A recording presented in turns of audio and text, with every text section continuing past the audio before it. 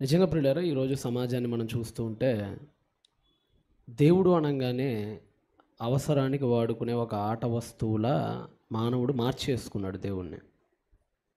అంటే అవసరం తీరేంత వరకు ఆయన్ని మనం గోజాడతాం. అవసరం తీరేంత వరకు దైవం కోసం ప్రార్థన చేస్తాం. ఎప్పుడైతే అవసరం తీరిపోతుందో వెంటనే దేవుణ్ణి కూడా పట్టించుకోవటం, లేదంటే దైవం కోసం బ్రతకటం మానేస్తూ ఉంటాం. సహజంగా సమాజంలో రెండు రకాల వ్యక్తులు ఉన్నారు. ఒకటి, తాము అనుకున్నది జరిగినప్పుడు, తాము ఉద్దేశించింది నెరవేరినప్పుడు దేవుణ్ణి పొగడ్తలతో ముంచేసే భక్తులు కొందరు. రెండవది, తాము అనుకున్నది జరగనప్పుడు, తమ ఉద్దేశం నెరవేరనప్పుడు దేవునిపై అలిగి అవసరమైతే తిట్టేవారు మరికొందరు కదా. అంటే దేవుడు ఎలాంటి వాడు, అసలు దేవుడు ఎందుకు వచ్చాడు అంటే మన కోరికలు తీర్చటానికే దేవుడు వచ్చాడు, అసలు అందుకే ఆయన ఉన్నాడు అన్నట్టుగా మార్చేసాం. దేవుడు అంటే ఈరోజు లోకంకి ఎలా ఉందంటే, అసలు దేవుడు అనేవాడు ఎవడో కాదు, ఇదిగో నా కోరికను తీర్చడానికే ఇక ఆయన ఉంది, ఇక ఆయనకేం పని లేదు, ఇక నా కోరికలు తీర్చటమే ఆయన పని, నా ప్రార్థనలకు సమాధానం ఇవ్వటమే ఆయన పని, అసలు అందుకే ఆయన ఏర్పడింది అన్నట్టుగా ఈరోజు మానవుడు దేవుణ్ణి ఆపద ముక్కులవాడిగా, ఆడుకునే వస్తువుగా మార్చేశాడు. అయితే ఇంకొంతమంది ఉన్నారు, ఇందాక నేను చెప్పినట్లుగా తాము అనుకున్నది జరగనప్పుడు దేవుడికి దూరం అయిపోతున్నారు కొంతమంది. మీరు గుర్తుపెట్టుకోవాల్సిన విషయం ఏంటంటే ప్రియులారా, మనకు వచ్చే 100 కష్టాల్లో, మీరు ఎవరైనా ఒక 100 కష్టాలు మీకు వస్తున్నాయి మీ జీవితంలో అంటే, దానిలో 90 కష్టాలకు అసలు దేవుడికి సంబంధమే లేదు. మళ్ళా చెప్తున్నా, మనకు వచ్చే 100 కష్టాల్లో మనం రాల్చే 1000 కన్నీటి బొట్లలో 90 కష్టాలకి 900 కన్నీళ్లకు అసలు దేవుడికి సంబంధమే లేదు. మరి ఎలాగొస్తున్నాయి మనకి కష్టాలు? మరి దేవుడు పెట్టకపోతే మన కష్టాలు ఎవడు పెడుతున్నాడండి? దేవుడు పెట్టకపోతే నా కన్నీళ్ళకి కారకుడు ఎవరండి అనుకుంటే, పొద్దున మనం ఒక గ్రంథాన్ని ధ్యానించాం. అదే ఏడుపు గ్రంథమైన విలాప వాక్యముల గ్రంథం. ఆ విలాపానికి కూడా దేవుడు కారణం కాదు, అదే అక్కడ ఆయన కూడా చెప్తుంది. 3వ అధ్యాయము విలాప వాక్యముల గ్రంథము 33వ వచనానికి ఒకసారి మనందరం తొంగి చూద్దాం. విలాప వాక్యముల గ్రంథము, the book of Lamentations, chapter number 3 verse number 33. అందరు తీయాలి. 3వ అధ్యాయము 33వ వచనము విలాప వాక్యములు. హృదయపూర్వకముగా దేవుడు మానవులకు విచారము గాని కష్టాలను గాని అస్సలు కలగజేయడు. దేవుడు ఎవడికి అట కావాలని పనిగట్టుకొని టార్గెట్ చేసి మరి వీడికి ఇన్ని కష్టాలు ఇద్దాం, వాడికి అన్ని కష్టాలు ఇద్దాం అని దేవుడు ఎవరిని టార్గెట్ చేసి అసలు కష్టాలే ఇవ్వడట. హృదయపూర్వకముగా ఆయన నరులకు విచారమైనను బాధనైనను కలుగ చెయ్యడు.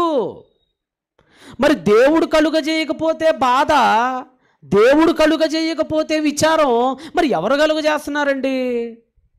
అదే మీరు బైబిల్ని క్షుణ్ణంగా చదివితే మీ విచారాలకి, మీ బాధలకి 90% మీరే కారకులు, మీ జీవితానికి మీరే శత్రువులు.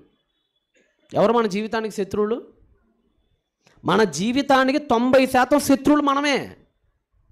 ఒక సినిమా తీసుకున్నారనుకోండి, హీరో ఉంటాడు, విలన్ ఉంటాడు. మీ సినిమా ఒకసారి బయటికి రాగారనుకోండి, మీరే హీరో, మీరే విలను. ఎందుకంటే మీరు ఎదుర్కొంటున్న కష్టాలు మీరు కొని తెచ్చుకుంటున్నారు కదా. తెలుగులో ఒక సామెత ఉంటుంది, దారిన పోయే దరిద్రాన్ని నెత్తినెట్టుకున్నాడు అంటారు. విన్నారు ఎప్పుడైనా ఈ సామెత? ఇంకొక మాట కూడా అంటారు కొద్దిగా, దారిన పోయే గంపని నెత్తిన తగిలించుకున్నాడు అంటారు. అంటే అసలు ఆ గంప మన దగ్గరికి వచ్చేది కాదు, నువ్వు వెళ్ళి దాని దగ్గరికి దాన్ని తెచ్చుకొని నెత్తిన పెట్టుకుంటాం. ఎలాంటిదో మనం ఎదుర్కొనే కష్టాలు కూడా 90% ఇలాంటివే. ఫర్ ఎగ్జాంపుల్ మీకు మాట చెప్తాను. నాకు తెలిసిన ఒక సోదరుడు ఉన్నాడు, గోదావరి జిల్లాల నుంచి పని కోసం హైదరాబాద్ వచ్చి సెటిల్ అయ్యాడు. మీకు ఇక తక్కిన వివరాలు అనవసరం, ఎందుకంటే నా లైవ్ అందరూ వింటుంటారు కాబట్టి. ఆల్రెడీ కొంతమంది బాధపడిన వాళ్ళు ఉన్నారు కాబట్టి దాన్ని దృష్టిలో పెట్టుకొని ఊరి వివరాలు, పేర్లు వివరాలు నేను ఇవ్వట్లేదు. గోదావరి జిల్లాల నుండి, ఆ ఉభయ గోదావరి జిల్లాల నుండి పని కోసం గోదావరికి, అదే హైదరాబాద్ మహానగరానికి వచ్చి సెటిల్ అయ్యాడు. ఇక్కడికి వచ్చిన తర్వాత ఇక్కడ అమ్మాయినే చూసుకొని వివాహం చేసుకున్నాడు. వాళ్ళకొక ఒకే ఒక కూతురు. ఆ అమ్మాయికి 12 సంవత్సరాలు వచ్చినాయి. 12 సంవత్సరాలు వచ్చిన తర్వాత ఆ అమ్మాయి మెచ్యూర్ అయింది. తెలుసు కదా, మెచ్యూర్ అంటే ఈడికి వచ్చింది. పెద్ద మనిషి అంటారు కదా తెలుగులో, వచ్చింది. రైట్, సంతోషం. ఇప్పుడు అతనికి ఒక థాట్ వచ్చింది. ఆ థాట్ ఏంటంటే, నా కూతురు నా ఇష్టం, నా కూతురు అంటే నాకు ఎంత ఇష్టమో నేనుండే ఆ గూడ మొత్తం అందరికీ తెలియాలి. ఎంత ప్రేమిస్తున్నానో నా కూతుర్ని అందరికీ తెలియాలని చెప్పి ఆ గూడాలో ఉన్న అందరినీ పిలిచి భోజనాలు పెట్టాడండి. ఎంతమందిని పిలిచాడు చేసి 20,000 మందిని పిలిచాడు. అందరికీ ఆహ్వానం, పబ్లిక్ ఇన్విటేషన్. పైగా సరే పిలిచినోడు పిలిచావు, ఏదో ఒక చికెను, ఒక సాంబారు, ఒక పప్పు ఎత్తే ఒక అర్థం పర్థం, అలా కాదట. 12 రకాల మాంసాహారాలతో వడ్డించాడండి. వేరే డినామినేషన్లో ఉంటాడు, మన ఛానల్ని ఫాలో అవుతూ నా చేత చాలాసార్లు వారి గృహానికి ఇన్వైట్ చేస్తాడు, తెలుగు బ్యాప్టిస్ట్ చర్చ్ సంబంధికుల వాళ్ళు. 12 రకాల, ఎందుకంటే గోదావరి వాళ్ళు కదా, వాళ్ళకి కాస్త కూరలు ఎక్కువ అనమాట. అల్లుడు వెళ్ళినా 100 రకాలు పెడతారు వాళ్ళు అక్కడ. గోదావరి ఇంటికి అల్లుడికి వెళ్ళారనుకోండి, మొన్న ఎవరో చెప్తున్నారు పేపర్లో, అల్లుడికి 106 రకాల ఫుడ్ పెట్టిందట రాగాలని తల్లి అత్త. వాళ్ళకి అతిథి మర్యాదలు ఎక్కువ వాళ్ళకి. 12 రకాలండి, చికెను, మటను, బీఫు, రొయ్య, నత్త, పీత, అబ్బో అసలు మీరు లెక్కేయాలే కానీ తిన్నోడికి తిన్నంత పండగ. Unlimited food. అయినోడికి చీరలు, కానోడికి చీరలు, మన అనుకున్నోడికి బట్టలు, కానోడికి బట్టలు, పరాయోడికి బట్టలు, అన్నీ అన్నీ అన్నీ గిఫ్ట్లు. ఆయన మాట ఏంటో తెలుసా, ఇప్పుడు చేసిన ఈ ఫంక్షన్ అంట కూతురు పెళ్ళయ్యేదాకా మారుమోగాలంట. ఎచ్చులు అంటారు వీటిని, ఏమంటారు, ఎప్పుడో 25 ఏట పెళ్ళి అయితే అప్పటిదాకా గుర్తుండాలంటే ఇప్పుడు ఈ అయ్యగారు చేసే ఫంక్షను. తెలుగులో సామెత ఉంటుందండి, ఏమీ లేనాకే ఎగిరెగిరి పడిద్ది అన్నీ ఉన్నాక. మధ్య గౌతమ్ అదాని కొడుకు పెళ్లి చేశాడు, దేశంలోనే top most billionaire Gautam Adani. తిప్పి కొడితే 50 మందిని పిలవాలి ఆ పెళ్ళికి. అన్నీ ఉన్నోళ్ళు, డబ్బు విలువ తెలిసిన వాళ్ళు జాగ్రత్తగా ఆదా పెట్టుకుంటున్నారు. ఏమీ లేని మనమే వాళ్ళం పిలవకపోతే ఫీల్ అవుతారు, వీళ్ళం పిలవకపోతే ఫీల్ అవుతారు, అలా చేయకపోతే ఏమనుకుంటారు, ఇలా చేయకపోతే ఏమనుకుంటారు, అన్నీ అప్పుల పాలైపోతున్నాం. టోటల్గానండి సీన్ కట్ చేస్తే తెల్లారికి అప్పంతా లెక్కేస్తే 12 లక్షలు అప్పు తేలిందండి. ఎన్ని లక్షలు? మరి అప్పు చేసి బంగారం, అప్పటికి బంగారం ట్రంప్ గాడి ఎలక్షన్స్ వచ్చే సమయానికి భయంకరంగా రేట్లు పెరిగిపోయినాయి కదా, అన్నీ చేసుకొని 12 లక్షలు అప్పు తెచ్చుకున్నాడండి. రైట్, నాతో అంటాడు, అతను వెళ్తూ ఉంటాను అప్పుడప్పుడు వారింటికి పిలిస్తే, నాతో అంటాడు, నేను అప్పటికి అన్నా ఎందుకయ్యా ఇన్ని అప్పులు ఎందుకు చేసుకుంటున్నావు, చూసుకొని చేసుకోవాలి కదా, అడుగు పెట్టిన తర్వాత మళ్ళీ బురదంటిన తర్వాత కష్టం అని చెప్తే, లేదన్నా ఇక్కడ నుంచి శంషాబాద్ వెళ్ళి మళ్ళీ తిరిగి వచ్చానంటే ఎంతసేపు అన్నా కొడితే 5,000 వస్తాయి అన్నాడు వాడు. రోజుకి 5,000 కొడతానన్నా నేను, నా సంగతి తెలియదు అసలు మీకు, మామూలు బాడీ కాదు అసలు నాది. పొద్దున 6ంటికి ఎక్కి రాత్రి 12 దాకా కష్టపడితే 5-6 వేలు అన్నా, స్పెషల్ పార్టీలు వస్తే ఇంకెక్కువే. తిప్పి కొడితే ఏడాదిలో తీర్చేస్తానన్న అప్పు అన్నాడు. నేను అన్నాను, అన్ని రోజులు ఒకేలా ఉండవురా బాబు అన్న. వేళ్ళ తర్వాత ఏమైందంటే, మొదటి ఈఎంఐ అద్భుతంగా కట్టాడండి, రెండో ఈఎంఐ కూడా బాగానే కట్టాడు ఎట్టకొట్ట. మూడో ఈఎంఐలో దరిద్రం నెత్తినొచ్చి పడింది. ఏమడిందంటే, కేసీఆర్ ఓడిపోయి రేవంత్ రెడ్డి పైకి వచ్చాడు. కేసీఆర్కి ఎంత బొక్కడిందో తెలియదులే కానీ వీడికి చాలా బొక్కడింది. ఎందుకంటే కేసీఆర్ పోయిన తర్వాత రేవంత్ రెడ్డి వచ్చి ఆడాలందరికీ ఏం పెట్టాడు, ఫ్రీ బస్ పెట్టాడు కదా. బేరాలకు అంత తగ్గినాయి అయ్యగారికి. 6-7 వేలు. ఓ పక్క ఏమో ర్యాపిడోలు ఉన్నాయా, ఓ పక్క క్యాబ్లు ఉన్నాయి, ఓ పక్క మెట్రో ఉంది, ఇంకో పక్క సిటీ బస్సులో ఫ్రీ ఉంది, ఇంకో పక్క లోకల్ ట్రైన్లు ఉన్నాయి. ఇన్ని పెట్టుకొని ఒక ఆటో వాడి దగ్గరికి రావాలి అని అంటే అన్నీ దాటుకొని రావాలి కదా. ఇతను చేసిన ఏరియాలో, ఆ చుట్టుపక్కల ప్రాంతాల్లో చాలా వరకు బేరాలు తగ్గిపోయినాయి. ఇతనికి రోజుకి 1,500, 2,000 సంపాదించడం గగనం అయిపోయింది. అలాంటి పరిస్థితుల్లో నెలకి వడ్డీలు కట్టడం ఇబ్బంది పడతాం, ప్రతి నెల వడ్డీలు కట్టడం, ఆ రొటేషన్ జరగట్లేదు ఆయనకి, అనుకున్నంత రొటేషన్ కావట్లా. చివరికండి 6 నెలలు వడ్డీలు కట్టకుండా ఉన్నాడండి. 12 లక్షలు కాస్త 3 రూపాయలు వడ్డీకి 16 లక్షలై కూర్చుందండి. అదే ఇప్పుడు బొంగమూతి ఎట్టాడు, అలిగాడు. ఎవరి మీనో తెలుసా? కూతురు మీద అనుకుంటున్నారేంటే, నీ వల్లేనే ఇన్ని అప్పుల పాలైపోయా నేను. కడుపుని చెడబుట్టావు నువ్వు. కూతురు మీద అలగలా. భార్యని ఏమన్నా అడిగాడండి, భార్య మీద నేనంటే పనికి మాలోనే అప్పులు ఖర్చు పెడతాను, నీకేమైంది, నువ్వు చెప్పి సావచ్చు కదా ఒక నీసం పక్కన ఉండదే అనివి అంటే నన్ను అప్పులు చేయొద్దండి అని. నీ వల్లే అసలు ఈ అప్పులు పాలయ్యాను. కూతురు మీద కూడా అలగలా. సరే కనీసం భోజనాలకు వచ్చారే ఆ తిండిపోతులు, వాళ్ళ మీద ఏమన్నా అడిగాడా? వాళ్ళ మీద అడిగితే వాళ్ళు ఎగిరి ఒక తన్నుదా అంటారు. వాళ్ళు ఎవడ పిలవమన్నాడరా మమ్మల్ని అంటాడు. ఒకడు దొరికాడంట అలగటానికి. ఎవరై ఉంటారు? మీ అందరికీ తెలిసి తెలియగలరు మీరు అందరూ. ఒకడి మీద కోపడ్డాడండి, అలిగాడండి. ఆ పరలోకంలో ఉంటాడే దేవుడు అంటాడు, సంఘానికి రావటం మానేశాడట. 6 నెలల నుంచి సంఘానికి రావటం మానేశాడు. సంఘంలో అయ్యగారు సంఘ పెద్దలు అందరూ వెళ్తే అంటాడట, ఏసైలేడు గేసైలేడు పోండాయా మా ఇంట్లో నుంచి, దేవుళ్ళేడు గీవుళ్ళేడు అన్న అబద్ధాలు అసలు మీ అన్నీను. నేను ఇన్ని అప్పుడు పాలైపోతే నేను ప్రతి ఆదివారం చర్చకొచ్చేవాడిని, చందాలు ఇచ్చేవాడిని, అయ్యగారికి దశంభాగాలు ఇచ్చేవాడిని. నేను ఇన్ని అప్పులు పాలైపోతే ఏసై ఏం చేస్తున్నాడు?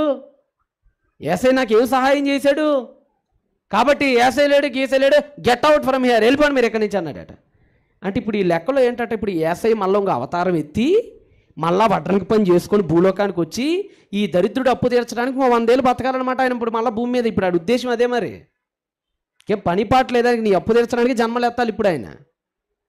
అసలు బైబిల్ ఏం చెప్పిందంటే అవి ఇప్పుడు ఇతనికి వచ్చిన సమస్య అండి, ఇప్పుడు అప్పుల సమస్య కదండి. ఈ సమస్య ఎవరి వల్ల వచ్చింది చెప్పండి? ఇప్పుడు మీరు దేవుడి వల్ల వచ్చిందంటారా? కదా, ఎవరి వల్ల? యేసుక్రీస్తు ఏం చెప్పాడు?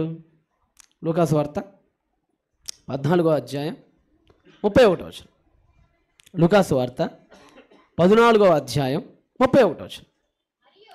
యేసుక్రీస్తు ఉపమానం మాట్లాడుతున్నాడు. మరియు ఏ రాజైనా కానీ మరి ఒక రాజుతో యుద్ధము చేయబోనప్పుడు తన మీదికి 20,000 మందితో వచ్చువాణిని తన దగ్గర ఉన్న 10,000 మంది సైన్యముతో ఎదిరింప శక్తి తనకు ఉన్నదో కలదో లేదో అని కూర్చుండి ఆలోచించవలెను కదా. ఏమని చెప్తున్నాడండి? ఒరే, ఒక యుద్ధానికి వెళ్తున్నారా, ఎదుటివాడికి 20,000 మంది సైనికులు ఉన్నారా, నీ దగ్గరేమో 10,000 మందే ఉన్నారా.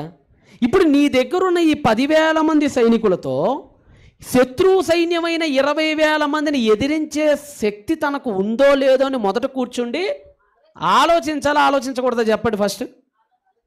కదా, నా దగ్గర 10,000 మంది ఉన్నారు, దీనిలో యవనస్తులు ఎంత, వృద్ధులు ఎంత, మన దగ్గర ఎన్ని కత్తులు ఉన్నాయి, మన దగ్గర ఎన్ని గుర్రాలు ఉన్నాయి, మన దగ్గర అశ్విక బలం ఎంత, మన దగ్గర గజబలం ఎంత, మన దగ్గర ఉన్న ఫిరంగులు ఎంత, వాడి దగ్గర ఎంత ఉన్నాయి, ఇవన్నీ ఆలోచించుకొని దిగాలి కదా నువ్వు యుద్ధరంగంలోకి. ఇదంతా ఎందుకు చెప్తున్నాడు తెలుసా? ఆ యుద్ధం ఏదో కాదు, మీ సమస్యలు, మీ జీవితం. మీ జీవితంలో మీ ముందు ఒక ఛాలెంజ్ ఉంది. అదొక ఫంక్షనో, అది కూతురు చదువో, లేదంటే మీరు చేయాల్సినటువంటి అప్పులో, ఇంకేదైనా సరే ఒక దాన్ని మీరు ఎదుర్కొనేటప్పుడు మీకు శక్తి కలదో లేదో అని కూర్చుంటే మీరు ఏం చేయాలి? ఆలోచించాలి. కొంతమంది ఆలోచించకుండా దూకేస్తారండి. అప్పులండి, ఇంటి నిండా అప్పులే. ప్రతిదానికి ఈఎంఐ తీసుకుంటారండి కొంతమంది. ఫ్రిడ్జ్ చూస్తే ఈఎంఐ, ఏసీ చూస్తే ఈఎంఐ, ఇంటి నిండా ఈఎంఐలే. ఏమనుకుంటాడంటే అది 1000 రూపాయలే కదా, ఇది 1,500 కదా అనుకుంటాడు. మొత్తంగా అయితే 10,000 అవుతాయి మొత్తం కలిపితే. తీరా తీసుకుంటాడు, అప్పులు కడతాం చేతగాకు, చివరికి ఏమైపోతాడు? స్తోమతకు మించి ఎప్పుడు మీరు చేయకండి. కొంతమందికి ఎలాంటి వాళ్ళు అంటే స్తోమతకు మించి. నీ స్థాయి ఏంటో ఫస్ట్ నువ్వు గమనించు. ఇప్పుడు ఒక ఆటో డ్రైవ్ చేస్తున్నాడు ఆ కుర్రోడు, నాకు ఎంత వస్తాయి? ఇప్పుడు వర్షాకాలం ఇప్పుడు నేనే ఉన్నానండి, నా లైఫ్లో నేను ఈఎంఐ ఇంతవరకు తీసుకొని ఎప్పటికీ తీసుకోను కూడా, నాకు భయం. ఎందుకంటే ఎండాకాలం బాగానే తిరుగుతా మీటింగ్స్కి, ఒకరోజు గ్యాప్ ఉండకుండా తిరుగుతా. ఒక వర్షాకాలం వస్తే మీటింగ్లు ఉండవు.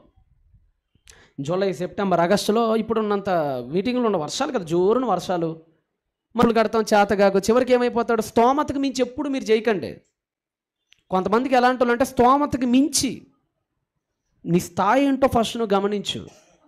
ఇప్పుడు ఒక ఆటో డ్రైవ్ చేస్తున్నాడు ఆ కుర్రోడు, నాకు ఎంత వస్తాయి? ఇప్పుడు వర్షాకాలం ఇప్పుడు నేనే ఉన్నానండి, నా లైఫ్లో నేను ఈఎంఐ ఇంతవరకు తీసుకొని ఎప్పటికీ తీసుకోను కూడా, నాకు భయం. ఎందుకంటే ఎండాకాలం బాగానే తిరుగుతా మీటింగ్స్కి, ఒకరోజు గ్యాప్ ఉండకుండా తిరుగుతా. ఒక వర్షాకాలం వస్తే మీటింగ్లు ఉండవు. జూలై, సెప్టెంబర్, ఆగస్టులో ఇప్పుడు ఉన్నంత మీటింగ్లు ఉండవు. వర్షాలు కదా, జోరున వర్షాలు, మరి అప్పుడు రూపాయి ఆదాయం ఉండకపోవచ్చు. తీసుకుంటే ప్రతి నెల కట్టాలి. అప్పుడు కట్టగలనా నాకు చాలా భయం అసలు. నాకు నాకనే కాదు, మీరైనా ఇప్పుడు మీరు ఏం పని చేస్తున్నారు, మీ పనిలో మీకు వచ్చే శాలరీ ఎంత, అది మనం ఖర్చు పెడతానికి తగిద్దా తగదా? మరి ఇంట్లో ఫుడ్కి ఎంత ఇవ్వాలి, బిడ్డ ఆరోగ్యాలకి ఎంత అవుతాయి, ఒక చిన్న అనారోగ్యం వస్తే ఎంత అవుతుంది? ఇప్పుడు హైదరాబాద్ హాస్పిటల్కి పోతే చాలా అసలు లక్షలు ఈ రోజుల్లో. ఇన్ని సమస్యలు ఉండగా నువ్వు అన్ని దిక్కుల నుండి ఆలోచించుకొని ముందుకెళ్ళాలి. ఎప్పుడైనా ఒక దిక్కులో ఆలోచించుకు నువ్వు ఎప్పుడు. ఇప్పుడు రోడ్డు మీద ప్రయాణం చేస్తున్నాడు, స్ట్రైట్కి వెళ్ళేవాడు ఎడం చేతి వైపు కుడి చేతి వైపు రోడ్లు కూడా ఉంటాయి, అట్నుంచి కూడా ఎవడైనా పొరపాటున రావచ్చని అది కూడా దృష్టిలో పెట్టుకొని డ్రైవ్ చేయాలి. అంతేనే కదా? అప్పుడప్పుడు యాక్సిడెంట్ ఎలా జరుగుతాయండి? ఈడే ఒకే కోణంలో పోతుంటాడు, వీడికి ఒకటే రోడ్డు స్ట్రైట్గా ఉంది, నేను కొట్టేస్తున్నా వీడు ఇదే అనుకుంటాడు. ఈ లోపల ఎడం చేతి నుంచి ఒకడు పసక్కన వచ్చేస్తాడు, కుడి చేతి వైపు నుంచి ఒకడు అలా తిప్పేస్తాడు. బండి ఏమైపోద్ది? అంటే డ్రైవ్ చేసేవాడు వేటిని కూడా దృష్టిలో పెట్టుకొని చేయాలి, ఎడమ కుడి రోడ్లను కూడా దృష్టిలో పెట్టుకొని చేయాలి. ఇది జీవితం అనుకుంటే, ఇది ఒక లైఫ్ అనుకుంటే, ఆ లైఫ్లో ఒకే యాంగిల్లో ఆలోచించకండి ఎప్పుడు కూడా. ఇంకా కొన్ని యాంగిల్స్ ఉన్నాయి, యాక్సిడెంట్ అయ్యే యాంగిల్స్ చాలా ఉంటాయి మన జీవితంలో. వాటిని కూడా పరిగణలోకి తీసుకొని మీరు ముందుకెళ్ళండి. అందుకని ఇదే 14వ అధ్యాయం 11లో యేసుక్రీస్తు విందు చేసే వాళ్ళ గురించి మాట్లాడుతూ, ఇప్పుడు మీరు 31లో ఉన్నారు కదా, 11కి రండి పైన. 12 చదవండి అమ్మా. 12. మరియు ఆయన తన్ను పిలిచిన వానితో ఇట్లను, నీవు పగటి విందైనను రాత్రి విందైనను చేయనప్పుడు నీ స్నేహితుల్ని కానీ సహోదరులను కానీ ధనవంతులకు ఇరుగు పొరుగు వారిని కానీ పిలవద్దు. ఎవరిని పిలవద్దు అన్నాడండి? చెప్పండి. అరే నీ స్నేహితుల్ని బంధువుల్ని సోదరుల్ని పిలవద్దురా అంటే ఈడు అటగాడిదలు అందరినీ పిలిచాడు, వీధి నిండాన 25,000 మందిని పిలిచాడు ఈడు. ఎవరు తప్పు? ఎవరు నిజం చెప్పండి, మీరు ఎంతమంది దీన్ని పాటించిన వాళ్ళు ఉన్నారు చెప్పండి, మనస్ఫూర్తిగా చెప్పండి, అబద్ధాలు వద్దు. మీరు ఇంట్లో ఏదో ఒక ఫంక్షన్ చేసుకొని ఉంటారు కదమ్మా, మీ ఇంట్లో చేసుకోలేదు ఎప్పుడు? నీ కొడుకు బర్త్డే ఫంక్షన్ అయినా పర్లేదు, ఏదో ఒకటి ఫంక్షన్ ఈజ్ ఫంక్షన్ అంతే. నీ పిల్లోడి బర్త్డే ఫంక్షను, నీ మనవడి బర్త్డే ఫంక్షను, నీ కూతురికి ఇంకో ఫంక్షను, పెళ్లి ఫంక్షన్, ఏదో ఒకటి మన లైఫ్లో ఎవరో ఒకరికి 10 మందికి భోజనాలు పెట్టే ఫంక్షన్స్ ఉంటాయి ఖచ్చితంగా. మీలో ఎంతమంది ప్రభువు చెప్పినట్లుగా వీళ్ళని పిలవకుండా ఫంక్షన్ చేశారు? ఖచ్చితంగా ఫస్ట్ ఫోన్ కాల్ ఎవరికి వెళ్ళిద్ది? ఆడాళ్ళు అయితే ముందు పుట్టింటికి వెళ్ళిపోవాలి ఫోన్ కాల్. ఎవరికి వెళ్ళిపోద్ది? అన్న ఇలా ఫంక్షన్ పెట్టుకున్నామన్నా ముందు అన్నలకి తమ్ముళ్ళకి ముందు వీళ్ళకి. ఫ్రెండ్స్ అయితే ఫస్ట్ బర్త్డే పార్టీ ఎవరికి ఫోన్ చేస్తారు? ఫ్రెండ్స్. అరే మామ ఈరోజు నా బర్త్డే వచ్చేయండి రా అంటాడు వీడు. మనం వీళ్ళనే పిలుస్తాం, ఎవరిని వద్దంటాడో వాళ్ళనే పిలుస్తాం మనం పడిగట్టుకొని.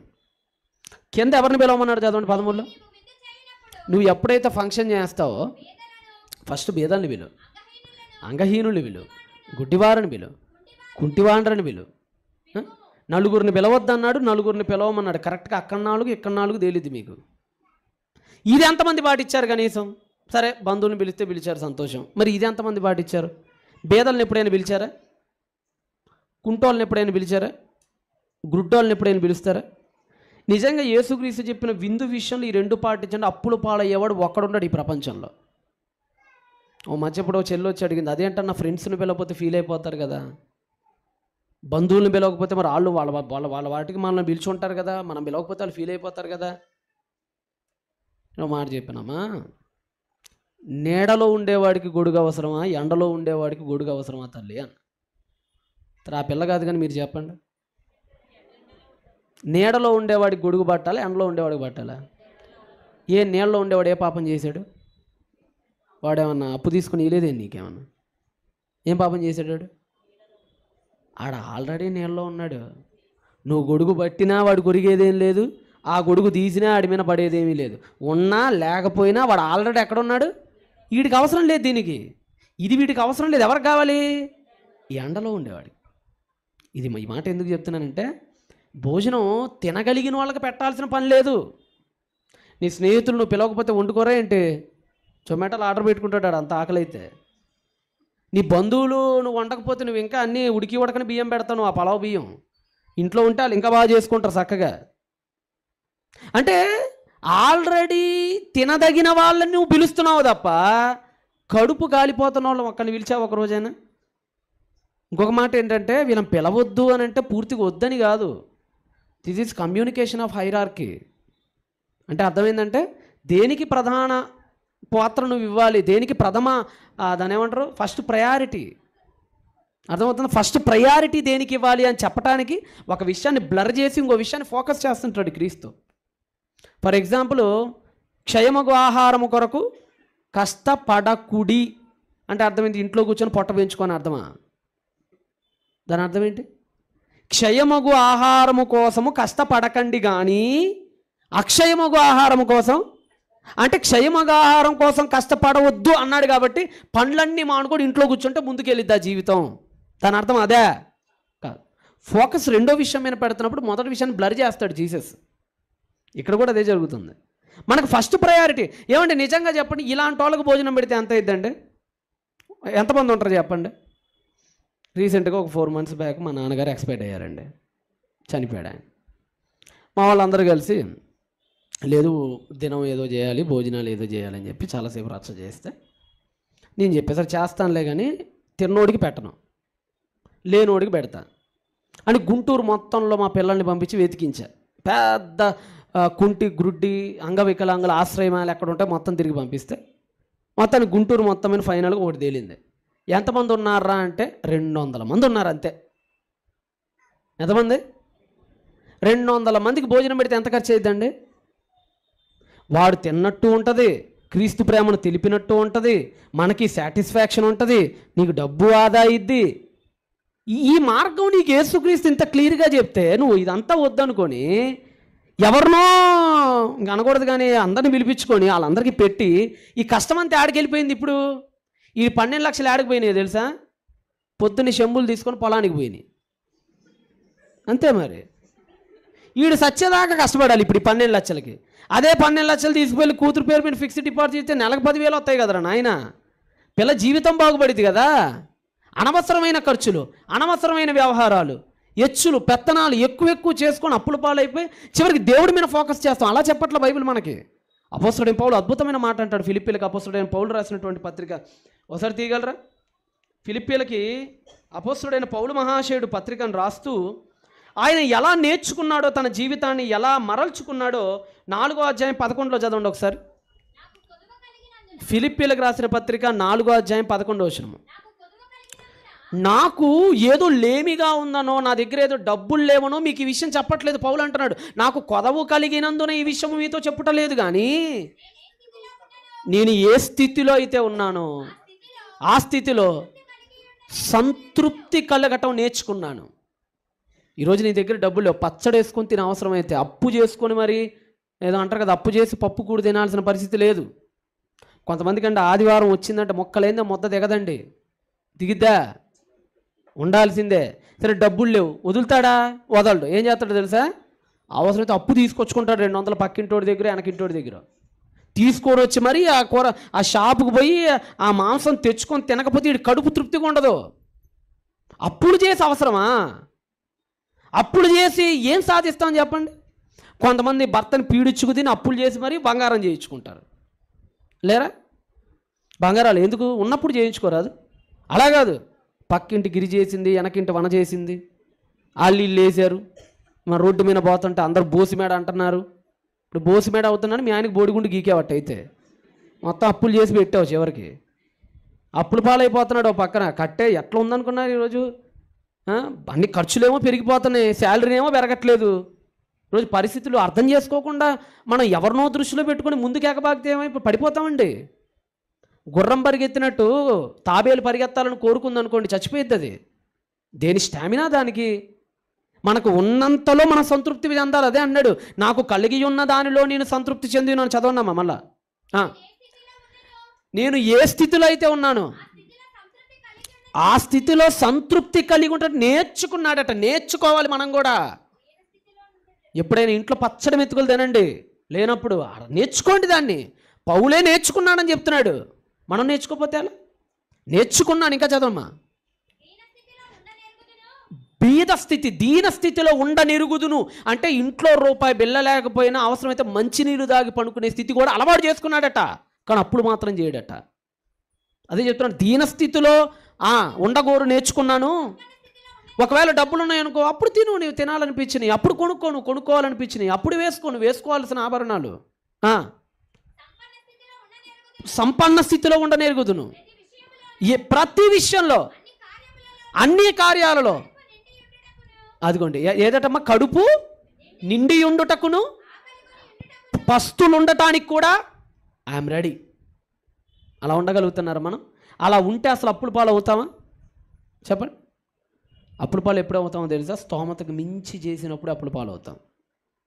మీరు బైబిల్ని జాగ్రత్తగా పాటిస్తే, బైబిల్లోని ఆత్మీయ సూత్రాలను జాగ్రత్తగా పాటిస్తే మీకు అప్పులు రావు, అనారోగ్యాలు రావు.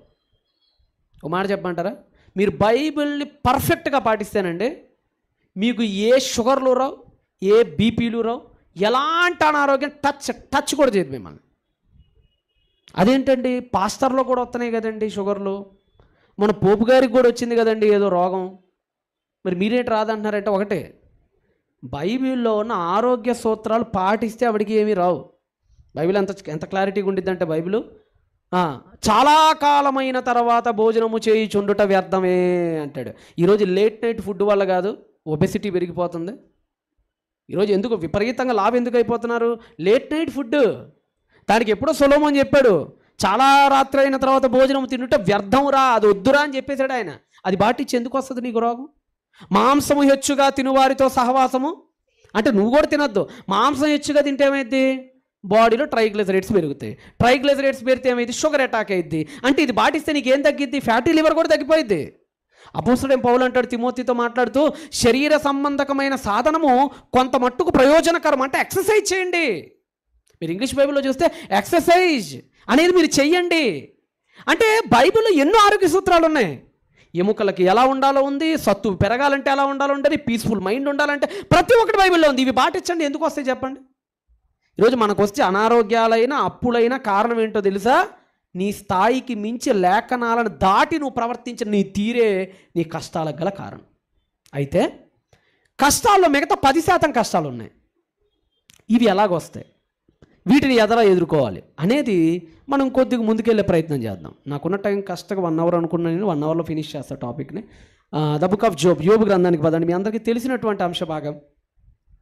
90% కష్టాలు మనమే కారణం అనుకున్నాం కదా, మిగతా 10% కష్టాలు ఎవరి వల్ల వస్తే అవకాశం ఉంది.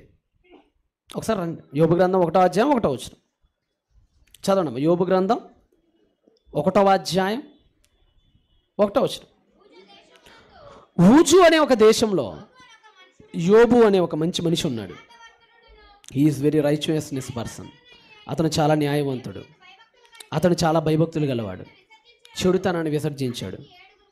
అసలు అతని లాంటి వాడు భూమి మీద కూడా ఎవడు లేడంటాడు. ఇంకా మీరు కిందకి వెళ్తే అంటే యోబు అనే ఒక మహాభక్తుడి గురించి మాట్లాడుతున్నాడు. మన కష్టాలు వస్తే మనం త్వరగా ఏమనుకుంటామంటే యోబుతో పోల్చుకుంటాం. అర్థమైందా? మన కష్టాలు వచ్చినప్పుడు త్వరగా మనకు ఎవరు గుర్తొస్తారు? కానీ ఒకసారి ఆలోచించుకో, యోబుతో పోల్చుకుంటున్నావు, నిజంగా యోబుకు వచ్చిన కష్టాలే నీకు వచ్చినాయా చూసుకో. ఎందుకంటే యోబు లాంటి వాడు ఎవడూ లేడని బైబిల్ చెప్తుంటే మళ్ళా నీకు నువ్వు యోబుతో పోల్చుకుంటున్నావనంటే ఎవరిని దాటేస్తున్నావు నువ్వు? చాలా రేర్ కండిషన్. నిజంగా యోబు లాంటి భక్తి నీకుందా? యోబు లాంటిగా చెడుతనమును విసర్జించావా? మరి ఆ క్వాలిటీస్ అన్నీ నీకున్నప్పుడు యోబుతో పోల్చుకో. క్వాలిటీస్ ఏమీ లేకుండా నీ అంతటా నువ్వు కొని తెచ్చుకున్న కష్టాలకి యోబును చూసుకొని మురిసిపో. మాకు మనల్ని మనం భ్రమకు గురవుతాం కొన్నిసార్లు. అర్థమవుతుందా? యోబు గారు ఏ పాపం చేయలేదట తన జీవితంలో, ఆయన జీవితంలో కష్టాలు వచ్చినాయి. ఏమొచ్చినాయి చెప్పండి? మీరు చదవని అసలు యోబు గ్రంథం ఎప్పుడు చదివి ఉంటారు మీరు. ఏమొచ్చినాయండి చెప్పాలి, 1 by 1 చెప్పండి.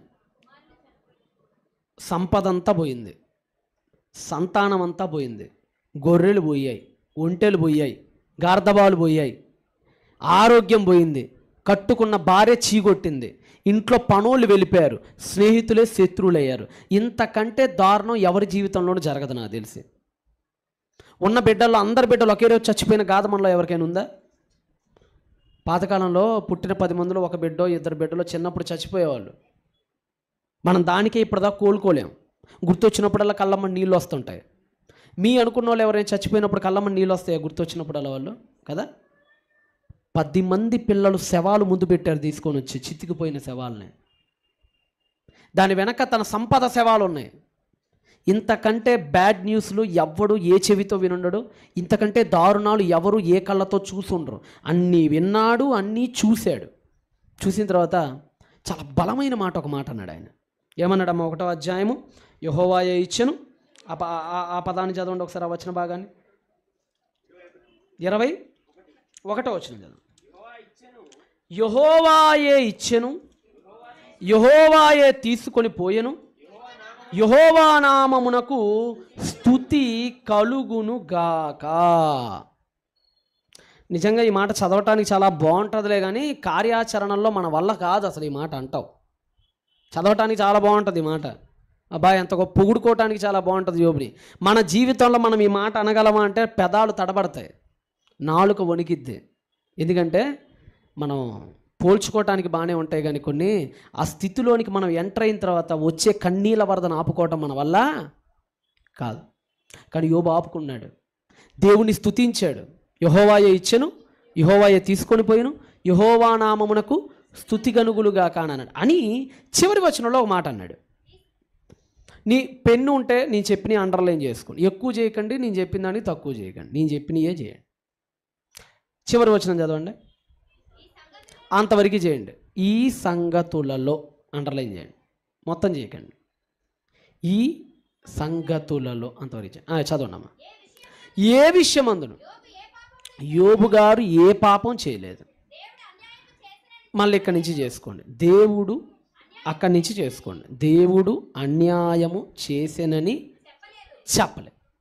రెండు మీకు అండర్లైన్ చేయించా. ఒకటి ఈ సంగతులలో, రెండోది దేవుడు అన్యాయము చేసినని చెప్పలే. నిజంగా మనం ఎవ్వరం కూడానండి యోబు గారి కాలి గోటికి పనికిరాం. నువ్వైనా నేనైనా ప్రపంచంలో ఆరిన నేల మీద ఉన్న ఏ భక్తుడైనా ఎవరి కాలి గోటిలో ఉన్న మట్టికి కూడా తోలం. యోబు గారి చిటికెన వేలి కాలి గోట్లో ఉన్న మట్టికి కూడా మనం తోగం. అయినప్పటికీ కూడా బైబిల్ ఒక విషయం చెప్తుంది. మీరు ఎప్పుడైనా హెబ్రీ పత్రిక చదువుంటారు, చదివారా మీరు ఎప్పుడైనా హెబ్రీ పత్రిక? హెబ్రీ పత్రిక తీమాకండి, తీయొద్దు, చెప్పండి నాకు. 11వ అధ్యాయం దేని గురించి మాట్లాడుతుంది హెబ్రీ పత్రిక? సూపర్, విశ్వాసం గురించి. మీరు ఎవరెవరి గురించి కోట్ చేయటం మీరు గమనించారు? 11వ అధ్యాయం గతంలో మీరు చదివినప్పుడు ఎవరెవరి పేర్లు మీకు వినపడ్డాయి చెప్పండి. దానిలో మొదట హేబేలు, తర్వాత హనోకు, తర్వాత నోవహు, తర్వాత అబ్రహాము, ఇస్సాకు, యాకోబు, యోసేపు, ఇంకా రాహాబు, గిడియాను, బారాకు, సంసోను, ఇంకా చాలామంది. ఇలా మీరు లెక్కేసుకుంటూ ఒకసారి రండి, 17 మంది పేర్లు వస్తాయి. ఎంతమంది వస్తాయి? 17. హేబేలు మొదలుకొని యెషయా ప్రవక్తతో ముగిస్తాడు, అంటే రంపములతో కొయ్యబడరని అంటాడు, అంతవరకు ముగిస్తాడు. మొత్తం 17 మంది పేర్లు వస్తాయి. ఎక్కడ? హీరోస్ ఆఫ్ ఫెయిత్, విశ్వాస వీరుల జాబితాలు. 12వ అధ్యాయంలో గుండె పగిలే మాట అంటాడు పౌలు. ఇప్పుడు మీరు 12కి రండి. 12వ అధ్యాయంలో విశ్వాస వీరుల గురించి చెప్పి విశ్వాస వీరుల జాబితాని ఇచ్చి 12వ అధ్యాయం 1వ వచనంలో చాలా తీక్షణమైన మాట, చాలా తీవ్రమైన మాట మాట్లాడతాడు ఆయన. ఇంత గొప్ప సాక్షి సమూహము మనల్ని మేఘము వలె ఆవరించి ఉన్నను. ఎంత గొప్ప సాక్షి సమూహం, ఇంత గొప్ప. ఎవరా ఇంత గొప్ప? పైనిచ్చిన 17 మంది. దేవుడు ఒక్కొక్కరికి ఒక్కొక్క సాక్ష్యం ఇచ్చాడు కదా. సాక్షి సమూహం అంటే అర్థం ఏంటంటే, సాక్షి సమూహం అంటే అర్థం ఏంటంటే సాక్ష్యం పొందుకున్న వాళ్ళు దేవుని ద్వారా. అబ్రహాం ఏమని సాక్ష్యం పొందుకున్నాడు? ఇతడు నా స్నేహితుడు. మోషే ఏం సాక్ష్యం పొందుకున్నాడు? భూమి మీద మిక్కిలి సాత్వికుడు. దావీదు ఏం సాక్ష్యం పొందుకున్నాడు? ఇతడు నా ఇష్టానుసారుడైన మనుషుడు. ఇలాగా చాలామంది సాక్ష్యం పొందుకున్నారు. అదే అంటున్నాడు, ఇంత గొప్ప సాక్ష్యం పొందుకున్న ఈ సమూహం మన పైన మేఘము వలె ఆవరించి ఉన్నను. చదవండమ్మా. మనము కూడా ప్రతి భారమును సులువుగా చిక్కులు పెట్టు పాపమును విడిచిపెట్టి విశ్వాసమునకు తండ్రియును అనట్లేదండి, ఆగాలి. విశ్వాసమునకు తండ్రియు దానిని కొనసాగించువాడైన అబ్రహాము వైపు చూచుచు అనట్లా. భూమి మీద మిక్కిలి సాత్వికుడకు మోషేయును దానిని కొనసాగించువాడైన ఆయన వైపు చూచుచు అనట్లా. నా ఇష్టానుసారుడైన దావీదు వైపు చూచుచు అనట్లా. ఈ తరములో నీతిమంతుడిగా సాక్ష్యం పొందిన నోవహు వైపు చూచుచు అని అనట్లా. ఏమన్నాడు తెలుసా?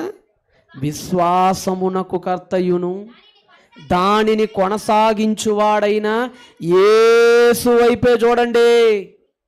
పైన 17 మంది గురించి చెప్పానని 17 మంది వైపు చూడకండి. మళ్ళా పొరబడి నేను 17 మంది గురించి ఇచ్చింది మీరు చూడాలని కాదు, ఆయా ఉద్దేశాలలో మీరు మాదిరి చూపించాలని. అందరూ అన్ని విషయాలు మాదిరి కాదండి. 100% మాదిరి ప్రపంచంలో ఒకే ఒక్కడు ఆయన మన ప్రభు అయిన యేసుక్రీస్తు. ఇంకెవరు లేరు. అందరూ 90% మాధురులే, కొంతమంది 80% మాధురులు, కొంతమంది 70% మాధురులే. అబ్రహాం ఉన్నాడండి, అబ్రహాం వైపు చూసావనుకో నిలబడినప్పుడల్లా నిలబడతావు. మరి అబ్రహాం పడ్డాడే, ఎక్కడ పడ్డాడు?